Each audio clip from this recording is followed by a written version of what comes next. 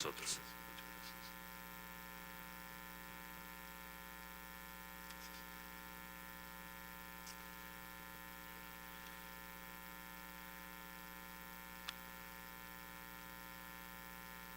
Muchas gracias, hermano Salomón. Saludos a todos en el nombre de Jesucristo, el fiel testigo, el soberano de los reyes de la tierra.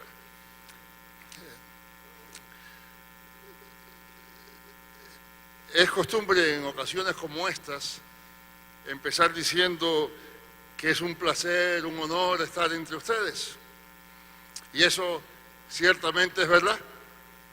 Me siento muy honrado, muy complacido, contento por la fraternidad que he encontrado ya acá, por la hospitalidad, por este milagro que hace nuestro Señor, que donde quiera que llegamos, aunque sea tierra extraña, es patria, y donde quiera que lleguemos hay hermanos y hermanas.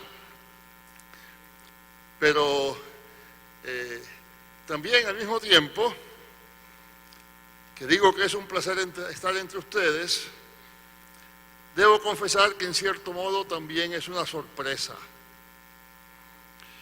O más bien diría que sería una sorpresa de no haber sido unos 60 y tantos años entre mis primeros encuentros con las asambleas de Dios y el día de hoy. ¿Me explico? Cuando en aquellos días, hace tiempo que primero conocí las asambleas de Dios, yo pertenecía, como todavía sigo perteneciendo, a la iglesia metodista. Nuestro culto era bastante tradicional, muy solemne, yo me atrevería a decir aburrido. Cuando por primera vez mi iglesia y mis compañeros conocimos lo que acontecía en la iglesia de las asambleas, que empezaba a abrirse paso en la ciudad, no sabíamos cómo responder a lo que estaba sucediendo. Por una parte nos regocijábamos al ver que el mensaje evangélico se propagaba. Pero por otra, cuando visitábamos la iglesia y visitamos al pastor y hablamos con él, un grupo de seminaristas, y nos dijo que dejáramos el seminario porque nos iban a quitar la fe. Me quedé preguntándome, bueno, ¿qué fe es esa que un poco de estudio la puede quitar? Por una parte nos gozábamos de muchos de los aspectos del avance en aquella iglesia, pero por otra parte sentíamos que había algo, una diferencia que parecía insalvable, ¿verdad? Y por eso digo que es una sorpresa estar aquí con ustedes hoy. Porque ahora, 60 años más tarde, las cosas han cambiado radicalmente. Las iglesias pentecostales no causan ya entre nuestro pueblo latinoamericano la perplejidad ante lo desconocido que causaba para nosotros aquella iglesia que primero visité a mediados del siglo pasado. Ahora el pentecostalismo se ha extendido por todo nuestro continente, y no solo por el continente, sino por todo el mundo. Aquí en nuestra misma América hay países en que los pentecostales van llegando ya al 50% de la población. En todos y cada uno de nuestros países, la mayoría del pueblo evangélico es pentecostal. Y a pesar de lo que me dijo aquel hermano pastor, hace 60 años, los estudios no me han quitado la fe. Y supongo que hoy me han ustedes invitado a hablar aquí con ustedes, no porque yo hable en lenguas, que no es un don que el Espíritu Santo ha decidido darme, ni tampoco porque me guste decir aleluya, que sí me gusta, aleluya, sino porque de algún modo les parece a ustedes, a diferencia de lo que me dijo aquel pastor hace 60 años, de algún modo les parece a ustedes que lo que he estudiado puede ser de utilidad no solo para mi fe, sino también para la de ustedes. Y por eso digo, sorpresa, las cosas han cambiado, aleluya. Y el cambio es mucho mayor de lo que muchas veces imaginamos. Como historiador que soy, a veces trato de imaginarme, si al Señor le place darle a este mundo 3 o 4 siglos más, ¿qué diría acerca de nosotros, de nuestros tiempos, un historiador de la Iglesia en esa época? ¿Cómo nos miraría a nosotros al mirar hacia el pasado, hacia su propia historia? Muy probablemente, ese historiador dirá que la segunda mitad del siglo XX y los primeros años del XXI fue una época en que tuvieron lugar en la vida de la Iglesia cambios como poco antes se habían visto.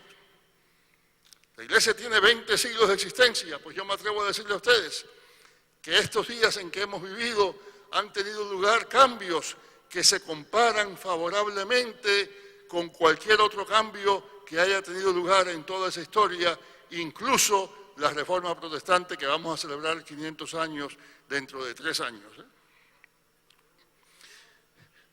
Diría, por ejemplo, que al empezar el siglo XX, el centro del cristianismo estaba en Europa y en Norteamérica. Aparte del catolicismo en América Latina, que como ustedes saben tenía muchos elementos bastante cuestionables, aparte de ese catolicismo, la presencia de cualquier tipo de cristianismo en casi todos los otros países del mundo, aparte de Europa y Norteamérica, era mínima. Diría también que en el transcurso del siglo XX y principios del XXI, los centros del cristianismo se desplazaron hacia el sur y hacia el este, de modo que pronto hubo en lugares como en Corea y en Uganda, iglesias más numerosas que las iglesias madres de Estados Unidos o Europa. Hace unos meses estaba con el liderato de otra iglesia pentecostal en los Estados Unidos y me estaba contando el presidente que la iglesia en los Estados Unidos tiene 100.000 miembros, pero que en la República del Congo tiene 500.000. Ese historiador dirá que durante las mismas décadas el catolicismo romano dejó de tener en América Latina la hegemonía que tuvo desde la conquista y por más de 4 siglos. Y dirá también que buena parte de eso se ha debido al avivamiento pentecostal, un avivamiento que aunque nacido en los antiguos centros del cristianismo, pronto echó raíces en el resto del mundo. Lo que es más, ese historiador dirá que todo eso produjo en todo el cristianismo un fermento cuyos únicos paralelos se encuentran en los primerísimos siglos de vida de la historia de la Iglesia y quizá un poco también en tiempos de la Reforma en el siglo XVI.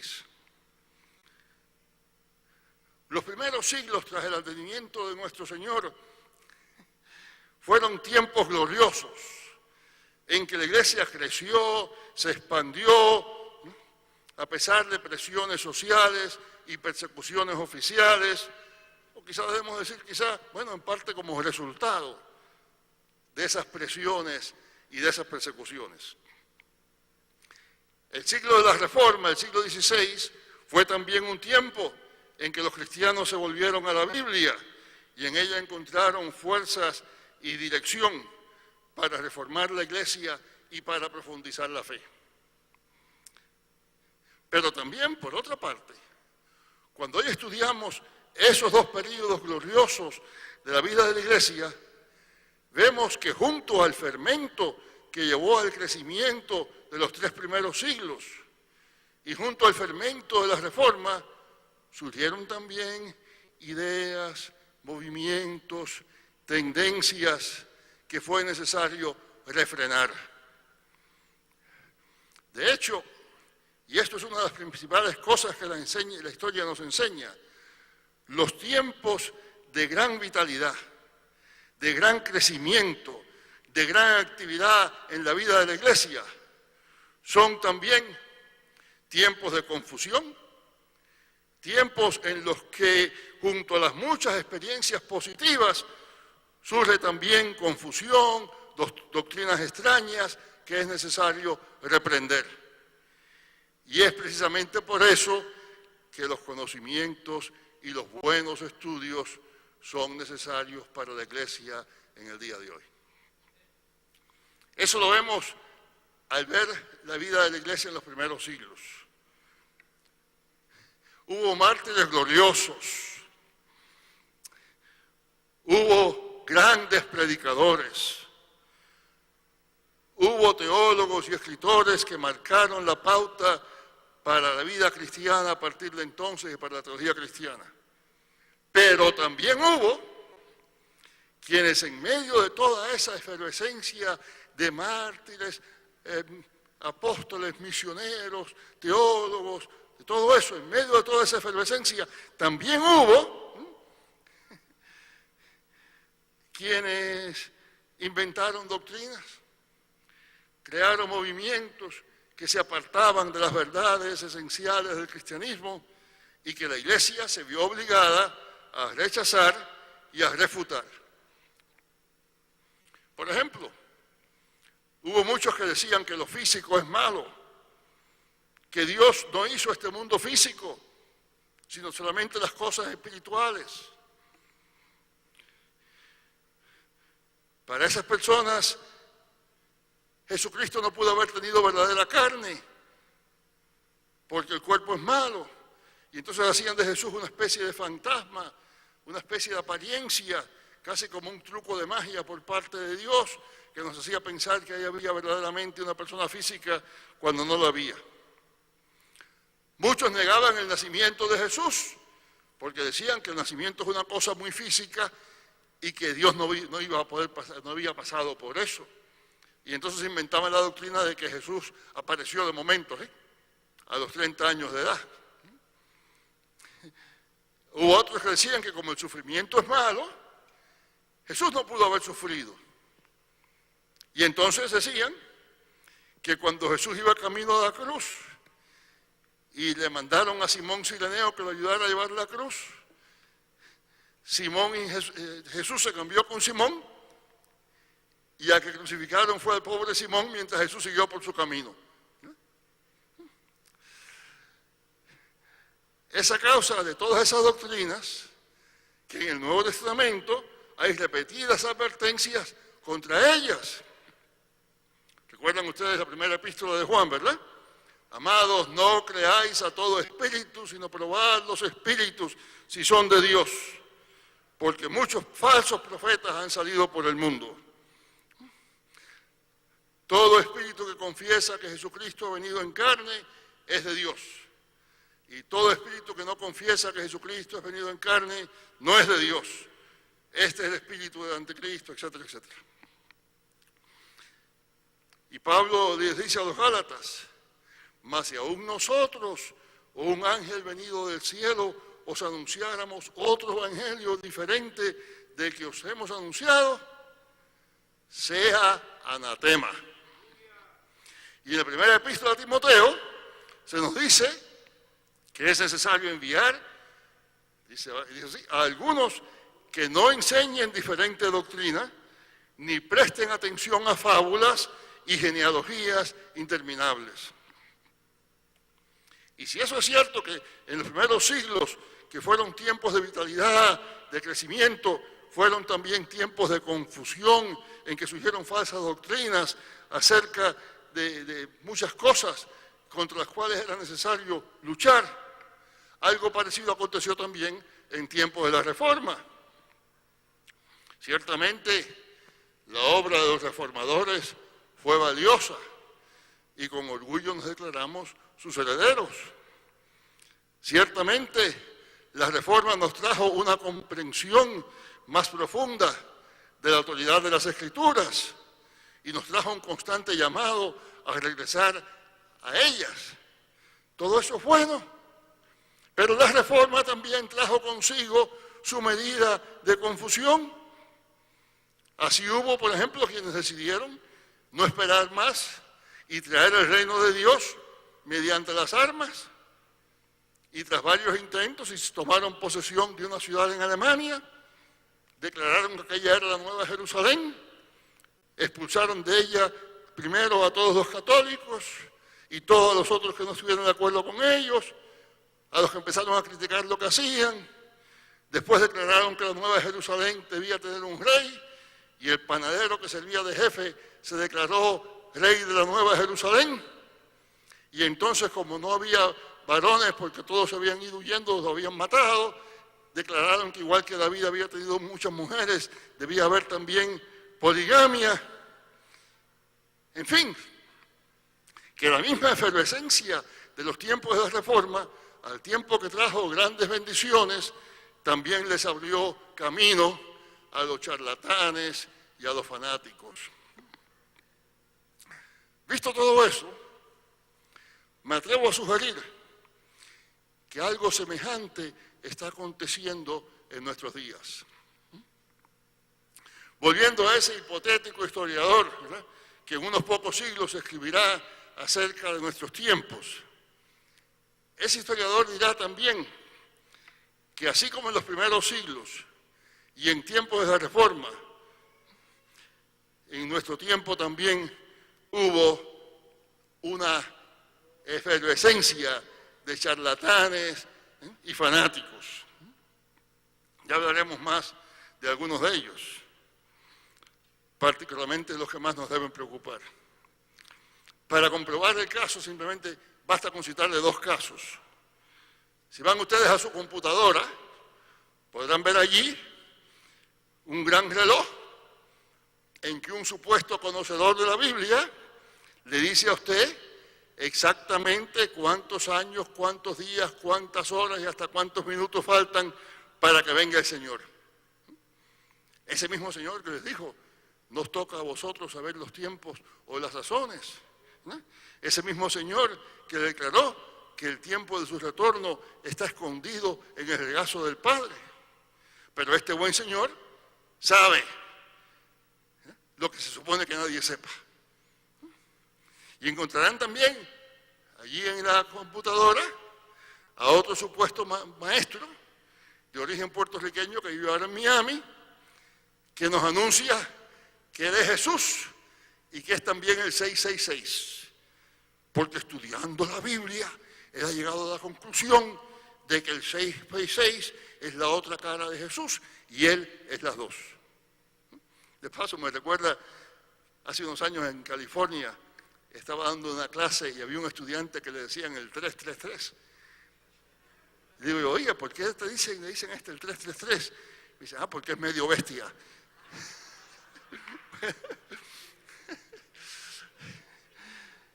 Lo peor de todo eso, ¿verdad?, no es que tales personas tengan ideas estrafalarias. Lo peor, lo que debe preocuparnos, es que encuentran miles y miles que los creen, que los siguen, que abandonan la sana doctrina en pos de falsos profetas.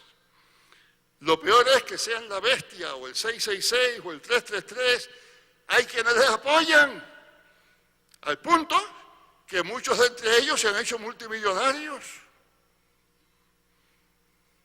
¿Saben ustedes que una de las empresas internacionales más grandes en el Brasil pertenece a uno de esos señores? Y ese señor tiene más dinero que los presidentes de ninguna de las corporaciones brasileñas. Una vez más hoy, como en los primeros siglos y como en tiempos de Reforma, el fervor religioso mismo, la santa, buena, verdadera efervescencia que vemos en el pentecostalismo, también ha producido espacio para extrañas doctrinas que el verdadero pentecostalismo, el pentecostalismo bíblico, tiene que reprender y refrenar. En la iglesia antigua hubo quien se opuso a las doctrinas extrañas que ya he citado, quien vio que el modo en que esas doctrinas supuestamente cristianas eran en realidad una contradicción tajante del centro del Evangelio mismo. En tiempos de la Reforma hubo también quien se opuso a esos extremos que ya he mencionado, Gracias a ellos, la doctrina de la autoridad suprema de las Escrituras, la doctrina de la justificación por la fe, la doctrina del sacerdocio universal de los creyentes, todo eso logró subsistir y dejar atrás a charlatanes como aquellos de la Nueva Jerusalén. Hoy, gracias al Espíritu Santo de Dios, hay dentro del pentecostalismo quien ve claramente la necesidad de conocer y señalar y reprender las astucias, las artimañas del maligno, de rechazar las fábulas semejantes a aquellas a que se refiere Timoteo, en fin, de asegurarnos de que se enseña, se transmite, se sigue, se predica la sana doctrina. En cierto modo sospecho que es por eso que se me ha hecho el honor de invitarme a estar aquí ante ustedes. Como ya he dicho, al tiempo que siento enorme aprecio por el pentecostalismo, y estoy convencido de que tiene mucho que enseñarle a todo el resto de la Iglesia de Jesucristo, yo mismo no soy pentecostal. Y no creo que se me haya invitado por pentecostal, sino porque alguno de entre ustedes ha juzgado que quizá pueda ayudarles un poco a partir de la historia de la Iglesia, de la historia de la teología, a responder a esos grandes retos del momento. Para responder a esos retos, lo primero que tenemos que hacer es tener conocimiento y conciencia del lugar del pentecostalismo en la historia de la teología y sobre todo de su importante contribución a la teología cristiana. Y no digo solamente a la teología pentecostal, note usted que digo a la teología cristiana. Quizá debido a tendencias ya pasadas, como la de aquel pastor que hace 60 años me decía que debía dejar el seminario para que no me quitara la fe. Muchas veces el pentecostalismo mismo no se percata del valor de esa contribución. Sabemos, sí, de la proclamación, de la contribución del pentecostalismo a la proclamación del Evangelio. Sabemos del enorme, sorprendente, milagroso crecimiento de las iglesias pentecostales. Pero no nos damos cuenta del impacto que el pentecostalismo está haciendo y va a hacer en el campo mismo de la teología cristiana toda. Cuando hablamos de ese impacto, naturalmente, lo primero que nos viene a la mente es la doctrina del Espíritu Santo. A veces oímos decir que por siglos, hasta el avivamiento del pentecostalismo, la Iglesia y los cristianos no se ocuparon del Espíritu Santo y que por tanto lo que el pentecostalismo ha hecho es llamar la atención de la Iglesia hacia el Espíritu Santo y la neumatología es decir, la doctrina del Espíritu. Eso es verdad en cierta medida, pero para entender de verdad qué es lo que el pentecostalismo está contribuyendo, tenemos que empezar por reconocer que en tiempos pasados los cristianos sí se han ocupado de la doctrina del Espíritu Santo. Solamente unos pocos ejemplos, ¿verdad? Desde sus mismos inicios, la fe cristiana afirmó su creencia en el Espíritu, en la divinidad, el poder del Espíritu. Lo hizo, por ejemplo, insistiendo en la fórmula bautismal. Yo te bautizo en el nombre del Padre, del Hijo y del Espíritu Santo. Entre paréntesis, no yo te bautizo en el nombre del Padre y en el nombre del Hijo y en el nombre del Espíritu Santo. No hay tres nombres, hay un solo nombre. En la tradición antigua, el nombre es la cosa misma, es la persona misma, es el poder de la cosa, de la persona, de la sustancia. De manera que no estamos bautizando en tres nombres, en tres principios. Estamos bautizando en el único nombre del Dios que es Padre, Hijo y Espíritu Santo. Ese paréntesis lo dejamos de un lado, ¿verdad? Bueno. Más adelante, en el siglo, ya hablé de lo que pasaba al principio, ¿verdad? Más adelante, en el siglo IV, cuando algunos dudaban de la divinidad y eternidad del Hijo, hubo quien se declaró dispuesto a afirmar la divinidad del Verbo Hijo de Dios, pero no del Espíritu Santo. Y frente a esos, el resto de la Iglesia afirmó categóricamente la divinidad del Espíritu Santo. Y por eso, mientras el antiguo credo que se usaba hasta entonces decía solamente creo en el Espíritu Santo, el credo que se compuso entonces para responder a eso declara que creemos en el Espíritu Santo, Señor y dador de la vida, quien procede del Padre, quien con el Padre y el Hijo ha de ser adorado y juntamente glorificado, quien habló por los profetas. Y por la misma razón se hizo costumbre cantar un himno que muchas iglesias han abandonado, pero que todavía en algunas se lee mucho, que es lo que se llama el Gloria al Padre, Gloria Patri, ¿verdad? Gloria demos al Padre. En realidad no es así como dice, eso es una traducción mala que hicieron al español, ¿verdad? A nosotros nos dijeron que el himno decía gloria demos al Padre, al Hijo y al Espíritu Santo, como eran al principio, son hoy y habrán de ser eternamente. Amén. Algunos de ustedes habrán oído eso en algunas iglesias más tradicionales. El himno no dice eso. El himno original lo que dice es gloria es del Padre. No que nosotros le damos gloria al Padre, estamos declarando que el Padre tiene gloria. El Hijo y el Espíritu Santo. Entonces, no como eran, sino como era. Como la gloria era al principio. Y lo que el himno está diciendo es que el Espíritu Santo le pertenece desde el principio y al Hijo le pertenece desde el principio la misma gloria, la única gloria, que es la gloria del Padre. Y ese himno lo compuso la Iglesia precisamente para hablar de aquellos que decían, no, el Padre sí, el Hijo un poquito menos, y el Espíritu Santo, bueno, quién sabe. No, gloria al Padre, al Hijo y al Espíritu Santo, como esa gloria era al principio, es hoy y será eternamente. Si tuviéramos tiempo, podríamos seguir haciendo un listado y resumiendo todas las controversias, las cuestiones en torno al Espíritu Santo que han tenido lugar en torno a los siglos, de todos los siglos. Déjenme decir nada más que en la época gloriosa de los grandes escritores cristianos, por allá por el siglo IV y V, prácticamente todos los grandes escritores cristianos escribieron un tratado del Espíritu Santo. Lo hizo en lo que ahora es Turquía, Basilio de Cesarea, lo hizo en lo que ahora es el norte de Italia, Ambrosio de Milán, lo hizo en el norte de África, San Agustín. De manera que no es cierto que nadie se haya ocupado de la doctrina del Espíritu Santo.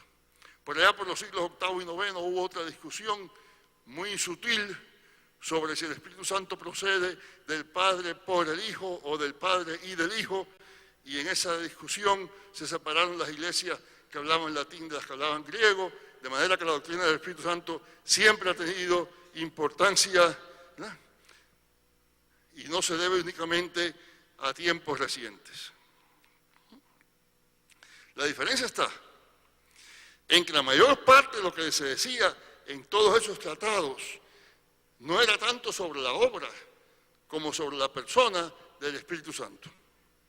Lo que les interesaba a los teólogos, lo que le interesaba a Basilio y a Agustín, lo que le interesaba a aquella gente que discutió en el siglo VIII si el Espíritu Santo procedía del Padre y del Hijo, lo que le interesaba no era tanto lo que el Espíritu hace, sino quién es el Espíritu, en qué sentido es divino, cómo se relaciona con el Padre y temas parecidos. Todo eso es importante, pero con eso no basta. En tiempos de la Reforma, y sobre todo en la obra de Juan Calvino, ese énfasis empezó a cambiar y a ocuparse cada vez más de la obra del Espíritu. Es decir, no solamente de la persona del Espíritu, de quién es el Espíritu, sino de qué es lo que el Espíritu hace, de cómo el Espíritu actúa, de cómo los cristianos han de esperar que el Espíritu actúe. El propio Calvino le dedicó buena parte de su institución, a la institución de la religión cristiana, a la obra de Cristo, sobre todo a través de la Iglesia, a través de su predicación, su administración del bautismo, la comunión, etc. Pero además, y lo que es mucho más importante para nosotros, Calvino se ocupó también del Espíritu Santo como poder de santificación. Y el énfasis en el poder santificador del Espíritu Santo cobra nueva vida en toda la historia de la Iglesia, precisamente en la obra de Juan Calvino. Y a partir de entonces ese énfasis se fue haciendo cada vez más notable, ¿no? Juan Wesley, quien en y muchos otros puntos era heredero de Calvino. Wesley tenía sus problemas con Calvino, pero no con esto. Con esto Wesley estaba absolutamente de acuerdo. Y Wesley también continuó y amplió ese énfasis en la obra santificadora del Espíritu Santo. Y claro, al subrayar la importancia de la santificación como parte de la vida cristiana, Wesley señalaba también que es el Espíritu Santo quien le da al creyente la posibilidad del progreso en la santidad. Como todos sabemos, en cierto modo, Wesley es el abuelo espiritual del pentecostalismo. Del movimiento de Wesley surgieron la iglesia y el movimiento de santidad, y fue de entre esas iglesias que surgió el pentecostalismo. Luego el pentecostalismo es heredero y continuador de ese énfasis en la obra del Espíritu Santo, y no solo en su relación con el Padre y con el Hijo u otras cuestiones semejantes. Y sabiamente, muy sabiamente, el pentecostalismo se ocupa no solo de quién es el Espíritu Santo, sino también y sobre todo de cómo actúa, cómo se manifiesta, lo que hace en la vida de la iglesia, lo que hace en la vida de los creyentes. Me atrevo a decir que esa es la gran contribución del pentecostalismo a la pneumatología o doctrina del Espíritu Santo. No su énfasis en la divinidad del Espíritu, que los cristianos han afirmado a través de los siglos, sino su énfasis en la obra presente, en la manifestación del poder, en la presencia, acción continua del Espíritu Santo en la iglesia de hoy. La importancia de eso puede verse en el modo en que entendemos la inspiración de las Escrituras. Repetidamente, a través de la iglesia, de toda la historia de la iglesia ha afirmado que el Espíritu Santo inspiró a los autores bíblicos. Sobre eso no cabe duda, en eso todos están de acuerdo. Pero por lo general ahí se han quedado las cosas. Se ha hablado poco acerca de cómo el Espíritu Santo, que inspiró a Pedro y a Pablo, también es el Espíritu que inspira a la iglesia de hoy, que lee los escritos de Pablo o Pedro o Jeremías. Poco antes de que surgiera el pentecostalismo en el siglo XX, ¿verdad? Ustedes saben que el gran avivamiento pentecostal empezó a principios del siglo pasado. Poco antes de eso hubo una seria controversia entre cristianos evangélicos, acerca del modo y la medida en que el Espíritu inspiró a los autores bíblicos. Aquellos últimos años del siglo XIX y primeros del siglo XX fueron tiempos del auge de la modernidad. Esa modernidad estaba imbuida del espíritu del racionalismo, para el cual eso de que Dios inspira a algún autor allá hace siglos, eso era inconcebible y hasta absurdo. Además, el racionalismo estaba convencido de que los tiempos modernos, con su recién adquirido conocimiento del mundo, de su funcionamiento, eran incompatibles con las Escrituras. El resultado de todo eso fue el modernismo, cuyo propósito era deshacerse de todo lo que pudiera parecer anticuado en la fe cristiana y reinterpretarla de tal modo que fuera perfectamente compatible con la modernidad y sus descubrimientos. Ahora, frente a ese movimiento modernista surgió el fundamentalismo, que data de un poquito antes del pentecostalismo. El fundamentalismo era un intento de responder a los extremos del liberalismo, para el cual la Escritura parecía haber perdido toda autoridad, y se le llamó fundamentalismo porque en su primer documento hicieron una lista de 5 principios fundamentales que todo cristiano tiene que creer. Uno de ellos era la inspiración literal de la Biblia. Es interesante notar, sin embargo, que entre esos 5 principios no se encuentra ni la doctrina de la creación, ni el pecado, ni la gracia. Y se encuentra al menos uno, que es una interpretación muy particular de la historia, de la obra de Cristo, y que no es la que la Iglesia ha sostenido a través de todos los siglos, la única. Cuando algunos le dijeron a los fundamentalistas, bueno, pero espérate, lo que tenemos de la Biblia son copias de copias, de que los autores originales escribieron, y esas copias no concuerdan en todos sus detalles. ¿Qué hacemos si tú dices que todo es literalmente correcto? Y claro, los fundamentalistas contestaron, bueno, lo que pasa es que en realidad lo que el Espíritu Santo inspiró fue el texto original, no este texto que tenemos ahora. El problema de esa postura es que al tiempo que se afirma que las Escrituras fueron inspiradas por el Espíritu Santo, esa inspiración se refiere a algo que ya no tenemos, a un texto que ya no existe. Y el problema se vuelve más serio cuando la mayoría de los cristianos no lee las Escrituras en sus lenguas originales, sino en traducciones como esta que yo tengo, ¿verdad? La bellísima traducción de Casiodoro de Reina y Cipriano de Valera.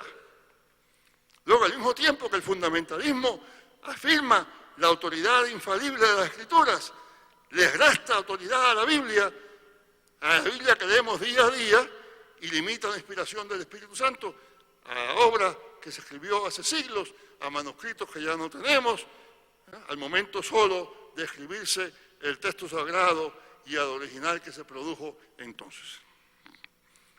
Digo todo eso porque hoy hay muchos que confunden el fundamentalismo con el pentecostalismo. Y hay una enorme diferencia. Mientras el fundamentalismo habla de la inspiración del Espíritu Santo solamente en términos del pasado, el pentecostalismo insiste en la inspiración del Espíritu Santo que continúa hasta el día de hoy. El Espíritu que inspiró a Pablo sigue activo en la Iglesia hoy. No se llega a nosotros únicamente por aquello que escribió Pablo hace 20 siglos, se llega también a nosotros hoy, iluminando aquello que Pablo escribió, de igual manera que iluminó a Pablo cuando lo escribió.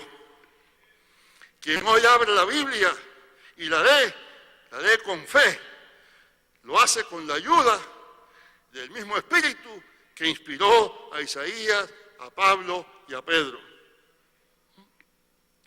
Esa es la razón por la cual, al tiempo que el fundamentalismo tradicional lleva a la rigidez, el pentecostalismo se ha mostrado flexible, capaz de responder a nuevas situaciones de nuevos modos. Es por eso que el pentecostalismo ha sido capaz de adaptarse a una enorme variedad de culturas sin dejarse enjaular, como lo ha hecho muchas veces el fundamentalismo, ¿verdad?, que insiste en sus propias raíces, en sus tradiciones, que son mayormente anglosajonas y por tanto tiende a ser una especie de avanzada, apartada en las otras culturas a que se mueve, pero no se relaciona directamente con ellas. Es por eso que las asambleas de México, al tiempo que continúan su hermandad con las asambleas en los Estados Unidos y en cualquier otro país, son asambleas de México. Porque aquí en México se mueve todavía el mismo espíritu que se movía al principio sobre la faz de las aguas, que luego inspiró a Ezequiel y a Pablo, que se manifestó en el avivamiento de la calle Azusa y que se manifiesta hoy de mil maneras que todos ustedes conocen entre nosotros. Mi propósito en estos días es explorar con ustedes algo del modo en que esas escrituras inspiradas por el Espíritu Santo, pueden leerse hoy aquí, en nuestra América, también bajo la misma inspiración del Espíritu Santo. Para ello, lo que me propongo en las primeras presentaciones es centrar nuestras meditaciones en el libro de Hechos, para luego, en la cuarta, hacer algunos apuntes o observaciones más generales y de más amplio alcance. Como sabemos, el autor de Hechos es también el autor del Evangelio de Lucas. Lo que es más, bien puede decirse que Lucas y Hechos son como dos tomos de la misma obra, dos volúmenes de la misma obra, ¿verdad? Lo que muchas veces notamos es el énfasis de Lucas y Hechos sobre la presencia y actividad del Espíritu Santo. ¿Saben ustedes esa frase tan común que usamos hoy? Lleno del Espíritu Santo. Aparece solamente en Lucas y en Hechos. No aparece en todo el resto de la Biblia. Es un énfasis lucano típico.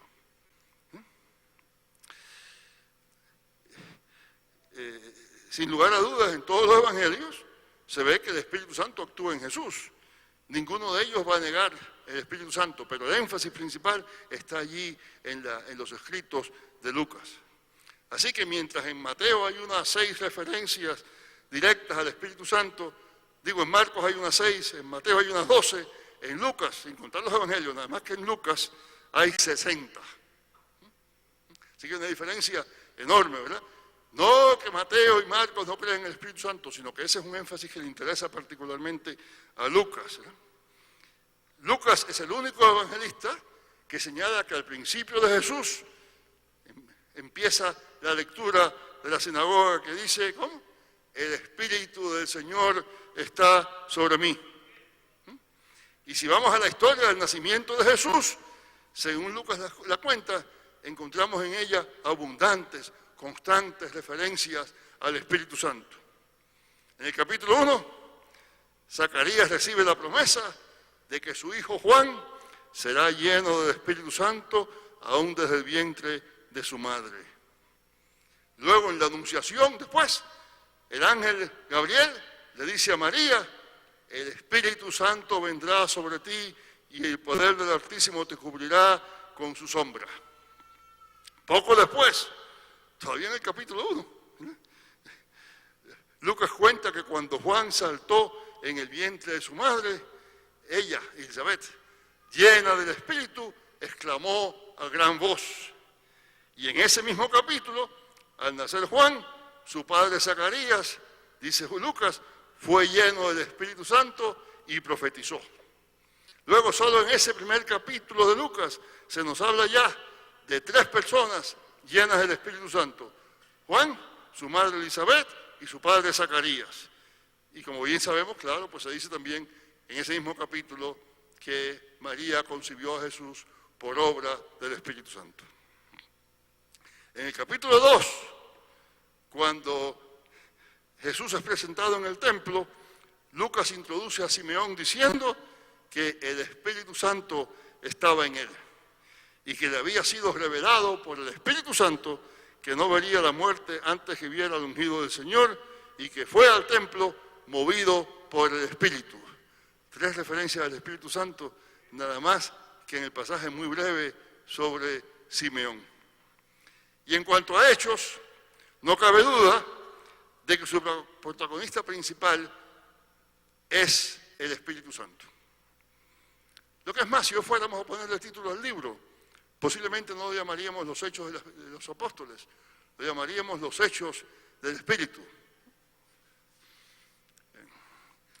En la antigüedad, los títulos que se les ponían a los libros no decían como hoy todo lo que el libro decía, sino nada más que por dónde empezaban.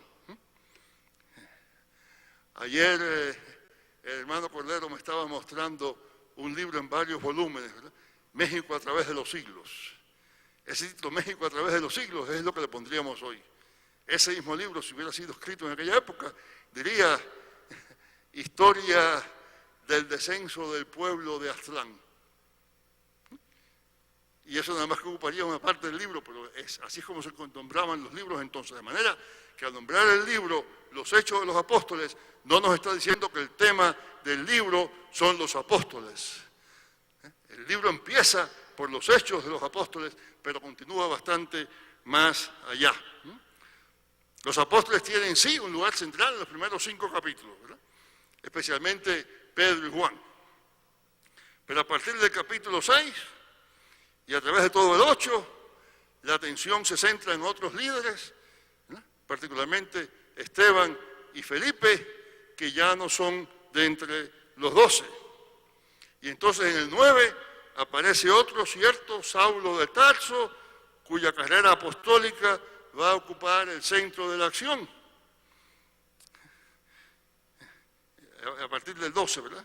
Pero Pedro aparece otra vez después, desaparece, aparece otra vez en el capítulo 10, con la historia de Cornelio y demás, hasta el 12, y entonces desaparece otra vez hasta el 15, cuando se menciona otra vez en el llamado Concilio de Jerusalén, y al fin del libro ni siquiera se nos dice nada más de Pedro. Pedro estuvo en Jerusalén y después no sabemos, no dice. En toda la narración del libro de Hechos, el único personaje constante, siempre presente, siempre activo, siempre soberano, es el Espíritu Santo. Luego, aunque el libro lleve por título Los Hechos de los Apóstoles, en realidad trata más bien de los hechos del Espíritu Santo. Así, bien podríamos decir que el primer libro de Lucas, el Evangelio, muestra cómo el Espíritu Santo actúa y se hace presente en Jesús. Acuérdense todo lo que decía al principio, ¿verdad? De cómo en todo el principio de la historia del Evangelio es el Espíritu Santo quien está actuando, ¿verdad? En Zacarías, en Elizabeth, en Juan, en María, ¿verdad? Y de manera que Jesús viene a ser la manifestación de la obra del Espíritu Santo. Y en el segundo libro, Jesús se hace presente a través del Espíritu. De manera que en uno el Espíritu se hace presente a través de Jesús, en el otro Jesús se hace presente a través del Espíritu. Y todo eso muestra que para desarrollar una teología del Espíritu Santo, esos 2 libros de Lucas, el Evangelio de Lucas y Hechos, son fundamentales. Y a eso se debe el título que le he dado a estas presentaciones, ¿verdad? Los Hechos de los Apóstoles o los Hechos del Espíritu, la contribución del pentecostalismo a la teología bíblica. Sobre esa base, volvamos muy brevemente a lo que decíamos antes acerca del modo en que el pentecostalismo nos ha devuelto el énfasis, no ya solo en la inspiración original de los autores de las Escrituras, sino también en la inspiración presente del pueblo de Dios, de ese pueblo que lee esas Escrituras con fe e inspirado por el mismo Espíritu que inspiró también a los apóstoles y profetas. Imaginemos que estamos leyendo el libro de Lucas, los 2 libros de Lucas, el Evangelio y el libro de Hechos, por primera vez. Sé que esto se nos hace difícil a nosotros, pero piense que usted no sabe de lo que trata. Está leyendo el libro, ¿no? Se ha interesado, ¿no? La historia es fascinante. Allá hacia el final del libro de Hechos hay toda casi una novela, ¿verdad? De un naufragio, de una serie de complots para atrapar a Pablo, y entonces Pablo está en Roma esperando a ver qué va a pasar, y usted está bien interesado, y usted vuelve a la página a ver qué pasó después, y lo que dice es, primera epístola del apóstol Pablo a los romanos. Y usted se queda colgando. ¿Qué pasó con Pablo? Si el libro fuera sobre los apóstoles, Lucas se hubiera ocupado de terminar exactamente su libro y decir qué fue lo que pasó con Pablo. Se han dado muchas explicaciones acerca de por qué el libro es así. El libro, déjenme ponerlo así, el libro no termina, el libro se acaba, pero no termina. Lo deja usted casi a medio paso, en el aire. Se han dado muchas explicaciones acerca de eso. Una explicación es cuando Lucas escribió esto, no sabía qué había sucedido después del juicio de Pablo. Eso es bien difícil porque todo el mundo más o menos calcula que el libro de Hechos fue escrito en el año 80 más o menos, y ya para esa época Pablo llevaba algún tiempo de muerto, así que es inconcebible que Lucas supiera toda la vida de Pablo hasta ese momento y después no supiera más. Hay quien dice que no, que Lucas iba a escribir otro libro y que nunca llegó a escribirlo. En realidad, eso tampoco hay ninguna indicación en ningún lugar acerca de que Lucas tuviera ese propósito. Hay quien dice que lo que pasó es que Lucas quería presentar el Evangelio de manera que no molestara demasiado al gobierno y no quería terminar el libro diciendo que los romanos mataron a Pablo. Pero eso tampoco se presta porque Lucas no tiene ambajes en decir que fueron los romanos los que mataron a Jesús, ni tampoco en mostrar, al hablar de varios de los magistrados romanos, que son personas corruptibles, corruptas, mentirosas. Hay muchos casos, cuando usted lee el libro de Hechos con un poco de cuidado se da cuenta, ¿verdad? Hay un buen señor que va y rescata a Pablo del motín allá en Jerusalén, ¿verdad? Y entonces lo va a castigar cuando se da cuenta de que Pablo es ciudadano romano, y entonces cambia la cosa un poco. Cuando ese señor le manda el informe a los superiores, le dice: yo como sabía que era ciudadano romano, fui y lo salvé. Le da una vuelta a la cosa, que no es lo mismo que sucedió. Hay otro señor que mantiene a Pablo preso por más de 2 años cuando la ley lo prohibía. Y lo mantiene preso por más de 2 años para que le diera dinero. Y Lucas lo dice bien claro. De manera que Lucas no tiene ningún interés en hacer aparecer el Evangelio como una cosa perfectamente compatible con el Imperio Romano. Lo que Lucas está diciendo es que lo que yo diría es que el libro no termina, para dejar bien claro dos cosas que ya he mencionado, pero que quiero enfatizar ahora. La primera es que Hechos no es ni sobre Pablo, ni sobre Pedro, ni sobre los apóstoles, sino sobre el Espíritu Santo.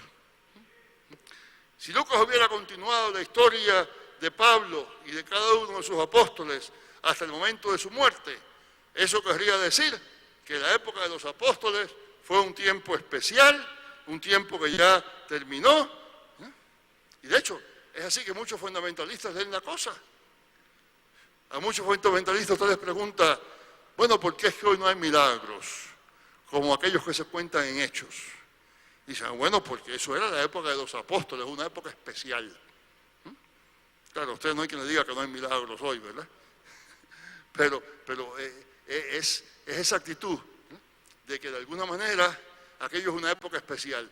Y eso hubiera quedado fortalecido si Lucas hubiera continuado su historia, como hubiera terminado usted una biografía de Pancho Villa. Usted termina la biografía cuando muere. Y Lucas hubiera hecho entonces una biografía de los apóstoles y hubiera terminado contando la muerte de los apóstoles, pero no es lo que hace. ¿Por qué? Porque el libro no es acerca de los apóstoles que murieron, sino del Espíritu Santo que vivió en ellos y que vive todavía. Y eso nos lleva a la segunda razón por la que el libro de Hechos no termina. La primera, digo, es que el Espíritu Santo no es sobre los apóstoles, sino sobre Hechos.